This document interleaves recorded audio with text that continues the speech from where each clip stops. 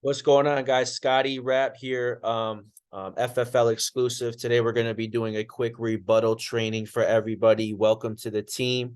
I'm going to be going over a few quick, pointers when it comes to rebuttals and just making sure that you guys can handle the rebuttals appropriately and you know how to maneuver and execute through the sales process and the presentation to make sure that you are closing, right?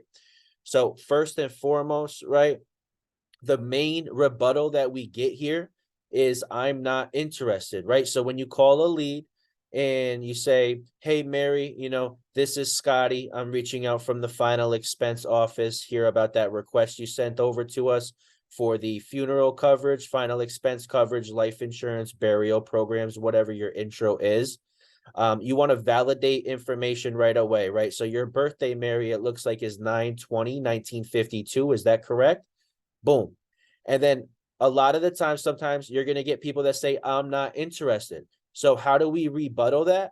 And the first thing you have to understand is the principle and the concept is like, regardless if you're interested or not, you filled this out on one of our state regulated forums. So we have to go through this information with you because God forbid, if you were to pass away and you were requesting life insurance from us, we're actually held liable for that. So you have to say that with your chest. You have to believe that with your chest. And that's how you're going to go in with the right mindset and the right framework, structuring the conversation around, getting the client to grab a pen and paper and processing their request accordingly. So remember, our job is to close out the client's file. Okay. It doesn't matter if they're interested or not. We have to review this information with them and leave them with our license credentials and show them what they qualify for. Why? Because that's what they requested and it's state regulated. So say they were to say, oh, I'm not interested. Yep. Go ahead and grab a pen and paper, Mary. I just have to give you my license information. So it reflected on the state's end that we reached out to you, right? You can stick that on your fridge just so you have a point of contact for me. Just let me know when you have that. Boom. Very, very simple there. Okay. So you see how I just was ready for the rebuttal. Then I just took control right away. Right. The mistake that you don't want to make is like, oh, okay, I'm not interested. Like, no, stand firm, be ready for the rebuttal and say, yep, not a problem, Mary. Still have to go through this with you and leave you with my license information. So it reflects that I reached out to you on the state's end. Just grab that pen and paper real quick. Let me give you that information. You can put it on your fridge and then we can go over the concerns that you originally had. Okay. Boom. So I would write that down word for word, right? And if you need me to say it again, it goes something like this. Mary, perfectly fine. I just need to leave you with my license information so it reflects on the state's end that I reached out to you.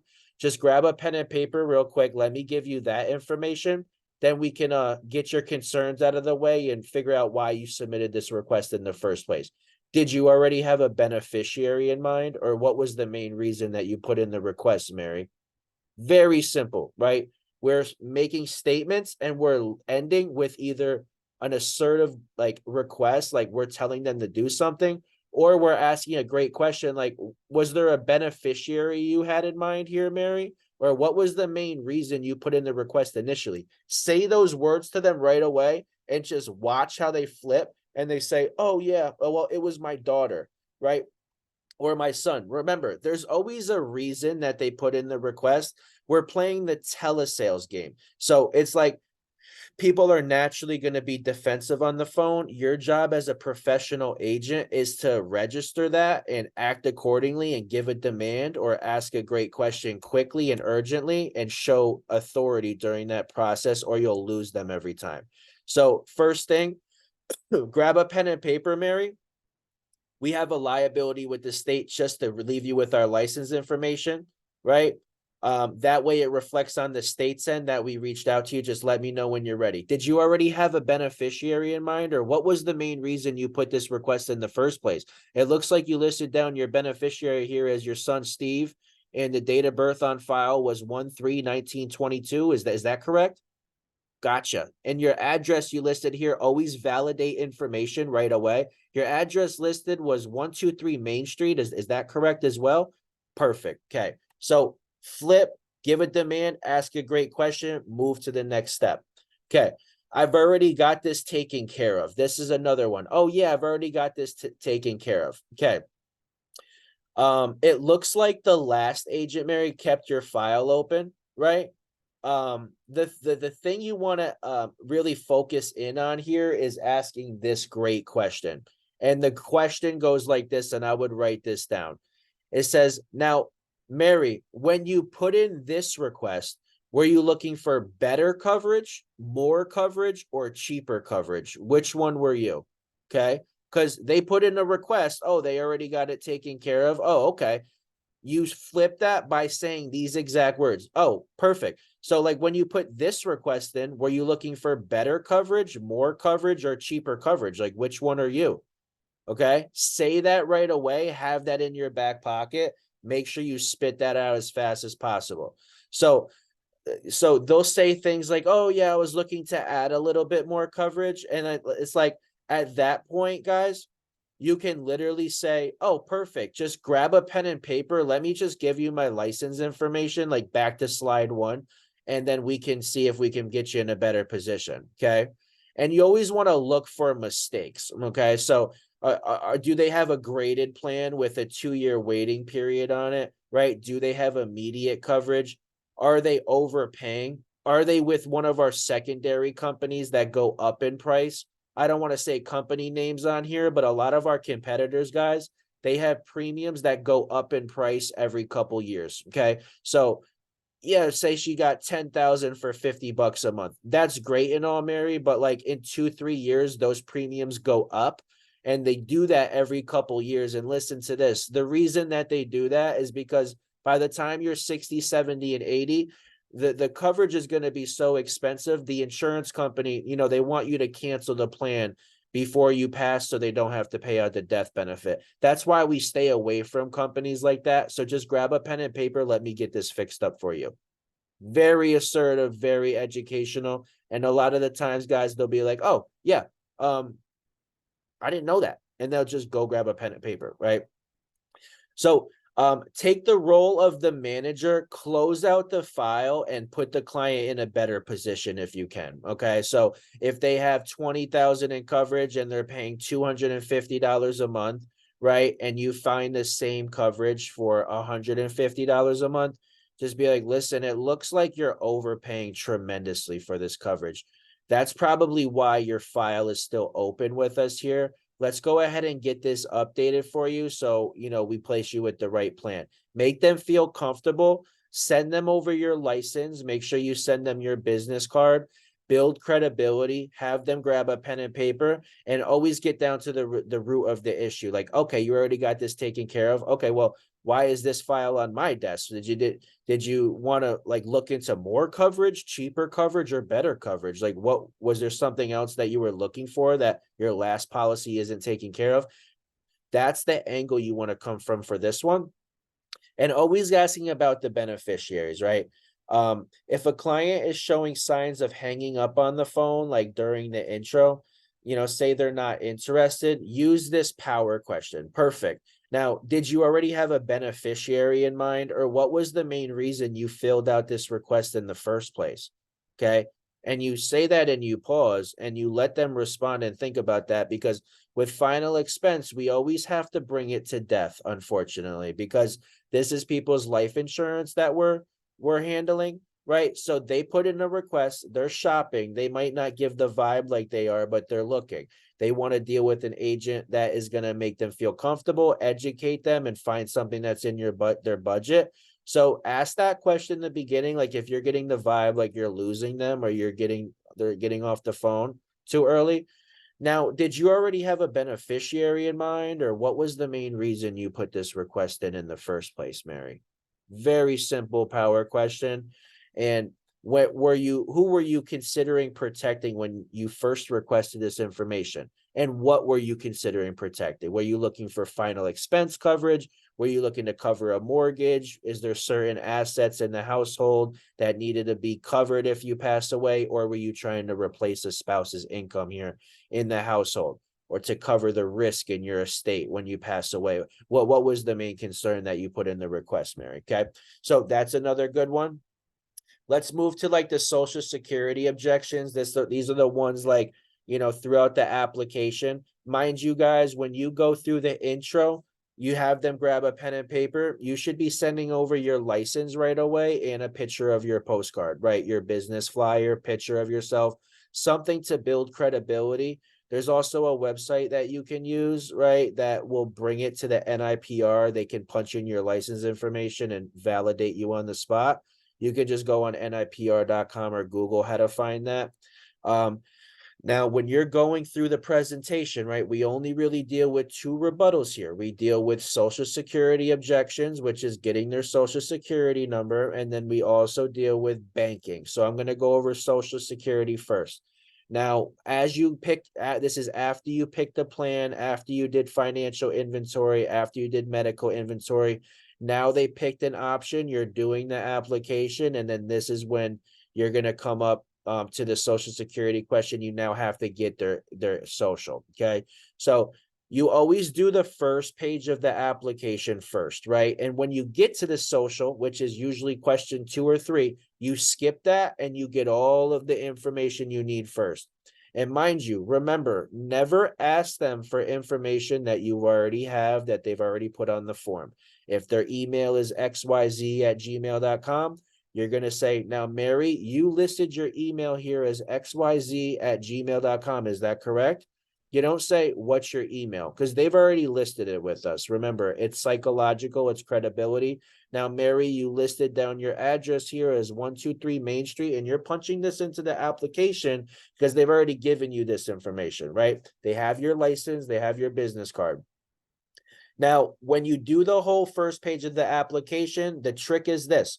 You go back up to the top and you start from scratch. Now, Mary, I'm going to just review and repeat everything that I put on the application just to make sure everything's correct. You put your first name, Mary, here. Last name is Smith. Your address is 123 Main Street, the one you listed with us, right? Is there an apartment number there? Okay, apartment 2, Your email is this. We have you, 5 foot, 150 pounds. Okay, your email is XYZ. You lived there for more than 6 years. Perfect. Looks like everything is good here on the first page, Mary. Now, this is how you transition. So once you're done with that, you say, okay, Mary, now you are a U.S. citizen, correct? And you let them say yes or no, right? So they're going to say yes, most likely. And then you say these words word for word. And you say, now, Mary, the way they run your medical check is with the MIB, which is the Medical Insurance Bureau for Insurance. Okay. They do a quick prescription check on you to make sure that you can qualify. That's how we're able to get a decision here on whether or not you're approved for the coverage while we do the application. Word for word. And let them say, okay. They're going to say, okay. And then you hit them with, and for that reason, they use your social. So what's your social? Just like that. And 9 times out of 10, guys, it's going to roll off their tongue. 1, 2, 3, 4, 5, 6, 7, 8, 9, 10. Okay. Now I'll say that again for you slowly. Now go through the first page of the application after you put in all their information. And then you're going to say, now you are a U.S. citizen, correct? Perfect. Now, the way they run your medical check here is with the MIB, which is the Medical Insurance Bureau for Insurance. They do a quick prescription check on you to make sure that you can qualify.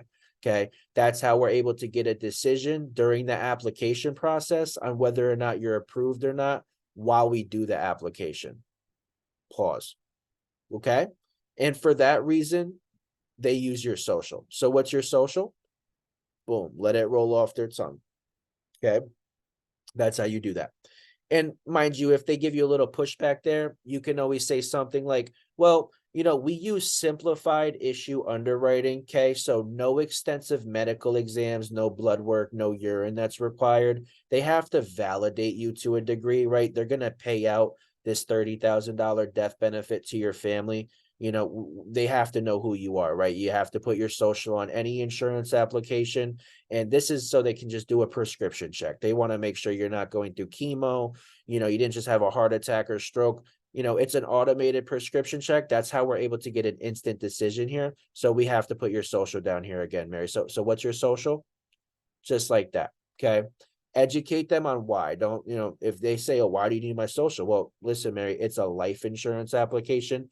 If you didn't have to put a social on a life insurance application, everyone would be taking life insurance out on everyone, and it would be a scam, Mary, so like they have to know who you are. They have to make sure you're a US citizen, you are who you say you are, you're not going through any chemotherapy and whatnot, and they have to do the prescription check. So whenever you're ready, go ahead with your social. Okay. That's that. Now, banking objections, there's usually two reasons for banking objections. Okay. So say like you're getting through the application, right? You checked off the medical questions. Okay. You plugged in the beneficiaries, right? The next step here is like effective date and getting the banking information. Okay. It's the only real two objections we get. So say you get to the end of the application, the way I put effective dates in motion is I just read the current date. So if today is like the 15th, right? I'm going to say, okay, Mary, now today's the 15th. Okay. So the first premium is probably going to come out within the next 1 to 3 days. Okay. And then every 15th of the month, you'll see it come out of your account. Is that okay with you? Well, I just say that quickly. Perfect. And once they give me a head nod on that, or they just say, okay, by this time, guys, you should have built enough credibility through the sales process where this isn't going to be an issue, right? If they start to pull back on banking, it just means like when we went over the why, the financial inventory, like what was needing to be protected, it wasn't, you didn't paint the picture vividly enough, on your side, or they just didn't see the value, or they're just not taking it serious. And guys, always be careful with the part where it's like, we have to see if you can qualify first. Like that works in the beginning, but the goal is to use that in the beginning, but also build credibility and value during the call. So by the end, when you get to banking, it's like, they know like this plan is going to cover the mortgage. They know it's going to pay to their kids. It's going to cover funeral and final expenses. They know there's living benefits in the plan that they can access if they become terminally, critically, or chronically ill. They know it's whole life. It builds cash value. They get a certain percentage every year. They can pull the money out if they need to, right? And they know like this is what they need. This is what they've been looking for. And you made sure you picked a plan that was good for their budget, right? That design and concept and structure around the plan, guys, that's what makes banking less of an objection, because if you get banking objections, it just means you didn't build that, that middle part of the script during the process and paint the picture vividly enough. So if you're getting pushback on banking, focus back on that, because the better you do that, the less people are going to actually give you trouble on banking. So if this is the case, you have to reiterate the benefits. Okay. So whether it was whole life term, IUL, you have to go back through the why, right? You have to reiterate like, okay, Mary, well, now's the time where we put in the banking information, like whichever bank you use, that's where they're going to pull the premium from. So where do you currently bank at? Okay. Just be very direct with the question. It's going to come out on the 15th of every month, Mary. That's today's date. You'll get your policy packet in the mail in the next 7 to 14 days. And then, once you get that, call me or text me so I can review it with you. So basically, like you have to go through like what the death benefit is protecting, right? If they're pushing back, you have to repaint the picture and how they can use the living benefits if needed, right? Like, remember, Mary, this is a $30,000 plan. Like if you ever become terminally ill, critically ill, chronically ill, you can pull half of that money out early. So paint the picture, guys. Say you get in a bad, you have a bad diagnosis in 5-10 years, Mary, and you can't work for 3-4 years. You'll be thankful you have this insurance plan where you can access the living benefits early to cover like the mortgage, the rent payments, medical bills, cover the kids, whatever is needed at that time. That's what this plan is going to cover, right? So value. Review the fact that plans build cash value and accumulate value with whole life. Like if you're placing them with a whole life plan, remember, Mary, like the premiums that you pay into this, it's just like putting money in a bank account with a life insurance company, right? You're going to get like 3 to 5% interest on that money every year, right? And if you ever need to access, borrow, or pull against that money in the future, you always have the option to do that. So it's not like you're throwing money out the window. I always tell my clients, It's either you're going to put this $150 a month into the bank and get no interest, or you're just going to put it with the life insurance policy. There you're going to get more interest, you're going to get living benefits, and your family's protected if you pass. So does that make sense, Mary? Like it's just a reallocation of funds at that point. Okay. So they pick the plan out of the three options.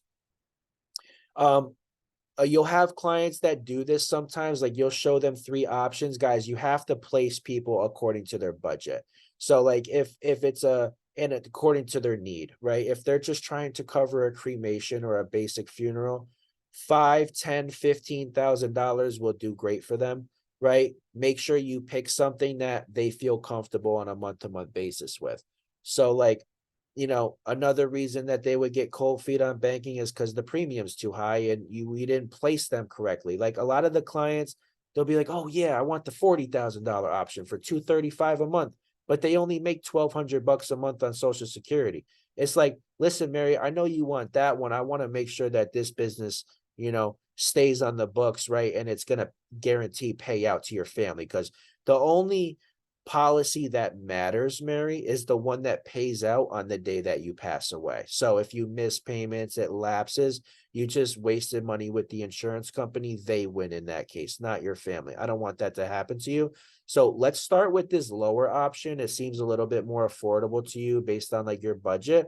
If you ever have like an increase in income down the road, we can always bump that up or add more coverage. But I want to make sure like this is maintainable, it's a good amount for you, and it's something that makes sense. Does that make sense, Mary? Perfect. So sometimes you'll have to be the agent and make like an educated assumption of like which one's going to be the best for them, because a lot of them will shoot too high sometimes. So like I said, recommend the client lower death benefit to adjust the premium for something that's affordable to them. Okay. And then the last objection here that I'll go over is like, I was just looking for quotes. How much is this going to cost? Right? A lot of the times they'll say that right during the intro. And I always say like, yeah, I always cut them off. Like I know when they're going to say it. Oh yeah, how much does it cost? That's what everyone wants to know. Listen, I'm not on the financial side. I'm on the medical side here. First, you have to qualify these programs. You can't just purchase them anyway.